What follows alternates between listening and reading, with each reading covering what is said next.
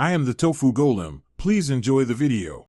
You begin by signing in or asking the account owner to sign in. This gives you permission to remove the profile. Make sure you back up important saved data to the cloud or an external drive so nothing is lost.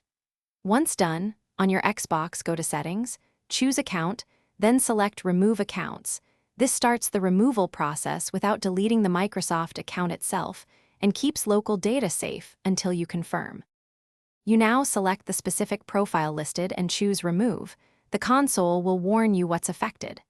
Make sure you read the prompt because removing the profile from the device does not cancel subscriptions or delete purchases tied to the Microsoft account. If you're on a PC, go into Windows Settings, Accounts, then Family and Other Users, choose the account and remove it. This clears the local sign-in and access, while preserving online. Finish by confirming removal and restarting your console or PC to clear cached account data and ensure the profile is gone. If your goal is permanent closure rather than device removal, sign into the Microsoft account settings on a browser and follow the account closure process. Be aware that closing an account affects purchases, subscriptions, and saved content.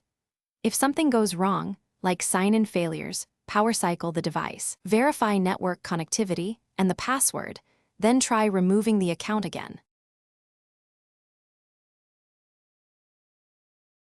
Thanks for watching. Consider subscribing if we helped you today.